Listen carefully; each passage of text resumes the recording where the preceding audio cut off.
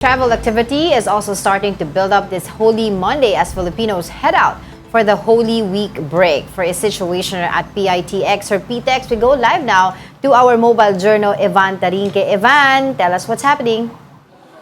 Yes, Diego, Angela. Currently, nandito tayo sa Parañaque Integrated Terminal Exchange o PITX kung saan makikita nyo sa aking likuran, so far maluwag na maluwag pa rin naman yung daanan dito sa loob ng terminal. Ikot ko na rin kayo for a bit, no? Habang nagkakwentuhan tayo. Okay, mali yung napindot ko. Alright. Okay, so makikita natin dito sa entrance ng terminal, makikita natin yung pila ng mga tao, hindi pa naman ganoon kahaba at hindi pa naman ganoon kakapal. Kasi so far, currently, no, dalawang as of this moment, dalawang X-ray machines or yung gumagana, yung metal detector machines at gumagana so far na binuksan ngayon. Pero pag naglakad tayo dito, kung matatandaan, no, Diego, Angela, no, before, pag mga ganitong season, kung saan talaga nag-uwian yung mga kapatid natin sa kanilang mga probinsya, itong area na to, itong park na to, hindi talaga to nadadaanan na talagang shoulder to shoulder na yung ating situation. Pero so far, ito, nakikita natin, maluwag na maluwag at malaya pa naman tayo makakapaglakad.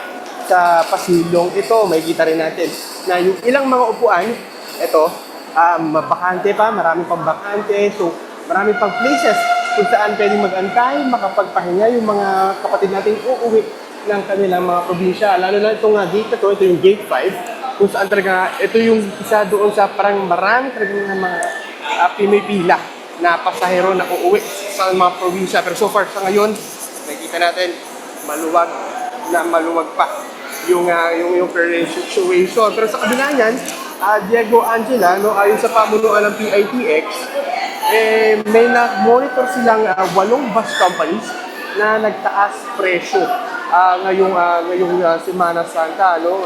Ilan nga lang dyan is itong Bicol Isarog, Diaz, St. Marta, RMB, DLTV, Bicol Magayon, Superlines at JVH. No? Karamihan daw ng mga bus companies na ito may biyaheng Bicol region. No? And ayon nga sa pamunuan ng terminal, naiabot naman na daw ito sa LTFRB na nagsabing may pagtataas ng presyo kahit naman bawal na bawal yung pagtataas ng presyo sa kabilang ayan ng mataas ng presyo ng produktong petrolyo. Diego, Angela. Evan, kasi bawal nga yan, no? So, ang tanong dito is, magtataas ulit kasi ng presyo ng diesel bukas, which is yung ginagamit ng mga bus. So, ano ang tugon dito ng mga companies? Kasi I heard reports several weeks ago, may chance daw na baka magbawas ng number of buses na babiyahe.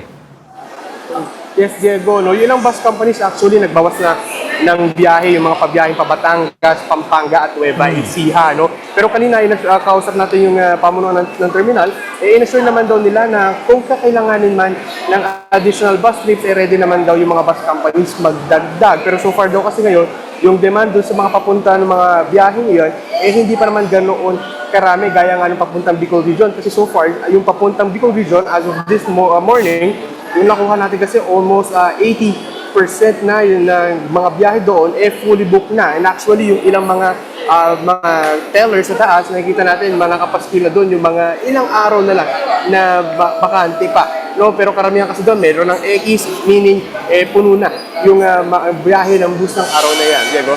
Oo. Kumusta naman? May mga nakausap ka bang mga mananakay dyan ngayon? Kumusta sila? Kailan sila babalik? 'Di ba? Ano ang kanilang mga opinion dito sa nangyayari sa atin na oil crisis? Tama ka dyan, Angela. No? Yung iban nga, no, in-expect na yan actually ng terminal officials na yung iba na dating nagdadala ng sasakyan, papunta sa kanilang mga probinsya, ngayon, baka mas piliin na sumakay na lang ng bus para kahit paano nga, makatipid naman sila, no? Kasi dito, Angela, yung diskarte naman ng ilang mga pasahero dito, bago pa sila dumating dito, nag-advance booking na, no? Para pagdating nila dito, relax na lang sila, mag-aantay na lang sila nung kanilang bus na pag-alis. Pero aside from that, Angela, kanina, yung mga ilang nakausap natin, ang diskarte talaga nila kasi ngayon, habang hindi sila nakapag-online booking, mismong dediretso na sila dito sa loob ng terminal at bibili ng ticket nung umaasa sa pagiging chance passenger o kung hindi man, antay na lang nila yung pinaka-latest na bakanting na upuan sa bus. So, sa ngayon, talagang pahirapan yung pagkuha ng bus, lalo na ngayon, magpipeak season na, at baka expect nga na mas dumami pa yung mga pasahero, lalo na on Wednesday, kung saan nga last day ng pasok ng mga kapatid nating nagkatrabaho dito sa Metro Manila. Angela. Go ahead. Ade, Ivan, mabilis na lang on my part, kumusta naman yung mga nagtitinda dyan sa loob ng PITX or PTEX, no? Meron bang mga pagtaas sa kanilang mga bilihin at meron bang bumibili pa rin sa kanila? Angela, actually malapit tayo din sa may isang tindahan dito. Ikot ko na rin kayo. Tanungin na rin natin sila kung kamusta sila. Ito, may kita natin. Ito yung mga nagtatabi lang ng mga tinda, ating mga nagtitinda. Yung mga kakanin. Tanong natin, Ma'am, excuse me, ma'am. Ma'am, excuse me, ma'am. Baka pwede kayo ma-interview. Mabilis lang. Kamusta lang? Sige, ma'am. Thank you. Lapit tayo dito, ma'am. Sige, ma'am. Mabilis lang, ma'am. Ma'am, mabilis lang. Sige, madam. Mabilis lang.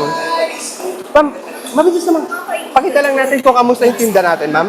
Okay, ma'am, kamusta ma'am yung pagtitinda natin dito? Naramdaman niyo ba, ma'am, na nabawasan yung mga bumibili ngayon? Medyo po matumal kasi Kasi naungay po sa kayang inaato ko. Siguro may mga dala-dala na sila. Ma'am, yung compared from last year, mas marami ba ngayon o mas konti? Mas marami po nung nakaraang kalsangan. Medyo marami konti ngayon Pero pag ganitong panahon, dapat talaga, ma'am, marami na, no? Madami na po. Siguro mga April na ito, medyo dadami-dami na. Alright, sige, ma'am, maraming salamat, no? So, Angela, karamihan nga, yun yung kadalasang kwento dito, no? Kung i-compare natin from last year, talagang mas marami yung mga pasahero ng ganitong panahon. Ngayon, baka ang target ng ilan, baka Wednesday pa sila umuwi ng kanilang mga probinsya. Angela? Well, Evan, sa Cubao, no, we spoke to Francis. Konti ang pasahero doon comparative sa last year. Diyan, kasi I think ikaw nag-report last year, di ba? Oh, so sa experience Tama ka, Diego, no? Sa ngayon experience kasi, mo, yung bilang Evan? ng pasahero per day is on average, no? The usual pa rin, from the previous weeks, pare-parehas pa rin. Yung daily average kasi nila is 180,000 per day yung pasahero. And so far, no, kahit hanggang kahapon, nasa 180,000 pa rin yung pasahero nga na dumadaan dito sa terminal. So, expected na baka in the next few days, mas tataas yan. At syempre, mga pabalik ng pasahero pagdating ng weekend at ng Lunes. Diego. Right? Alright, thank you for that. Mobile Journal, Evan Tarinque reporting live from PITX.